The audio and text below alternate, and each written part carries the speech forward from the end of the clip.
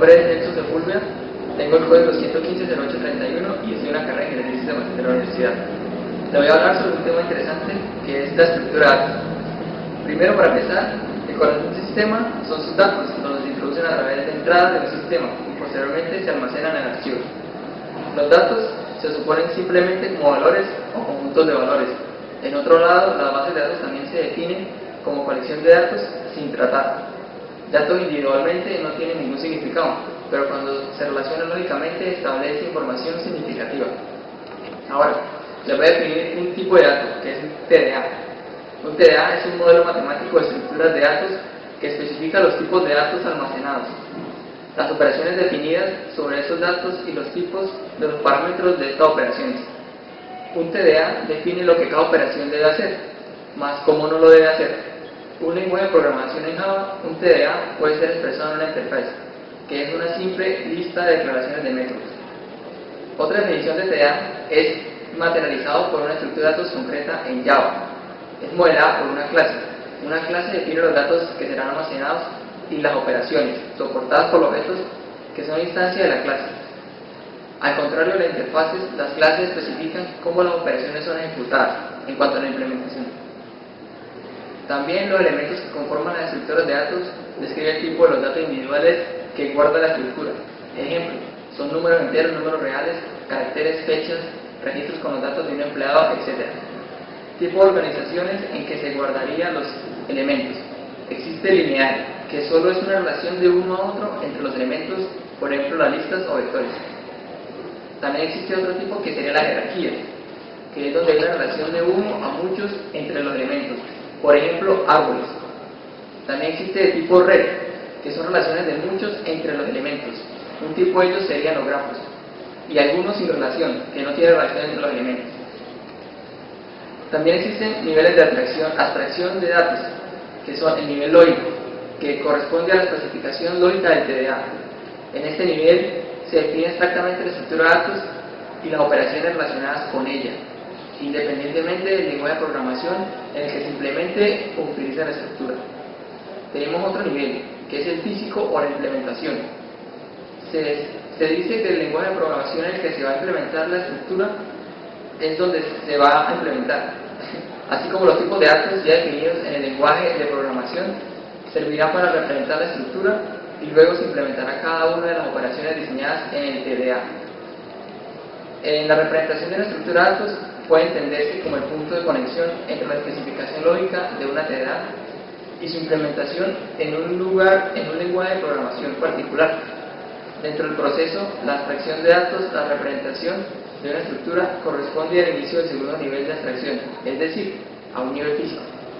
Constituye un esquema de cómo se almacenarán los elementos de la estructura de datos en la memoria, de tal forma que se logre un óptimo aprovechamiento de los datos.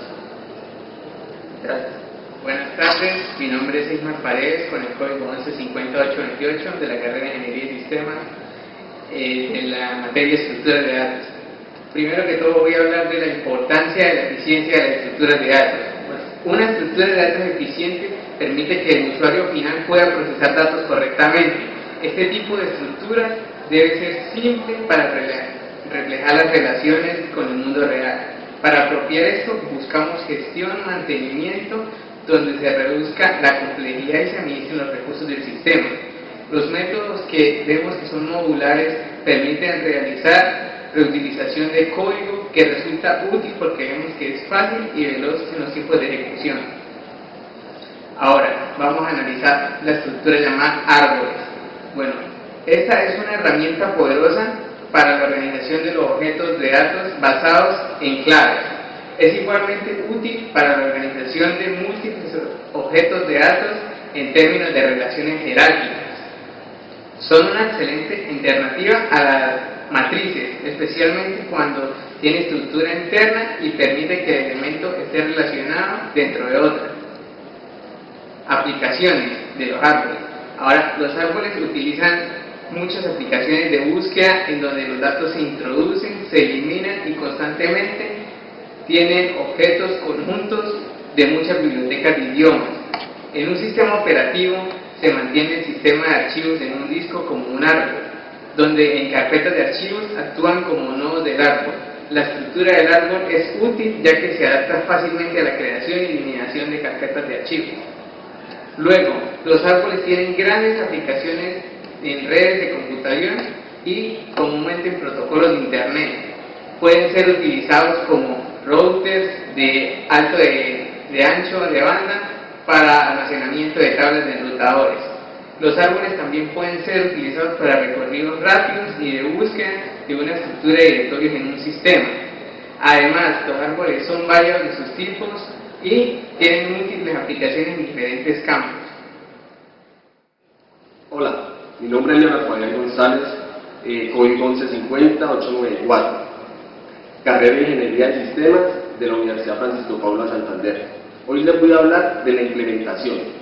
Después de analizar las ventajas y desventajas de un problema, debemos concluir qué estructuras de datos vamos a trabajar. Ahora les voy a dar un ejemplo de lista. Una manera simple de implementar una lista es utilizando un arreglo. Sin embargo, las operaciones de inserción y borrado de elementos de arreglo son ineficientes, puesto que para insertar un elemento en la parte media de un arreglo es necesario mover todos los elementos que se encuentran delante de él.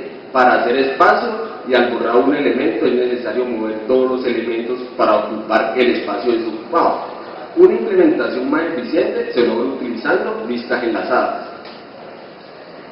En la implementación con listas enlazadas es necesario tener en cuenta algunos detalles importantes.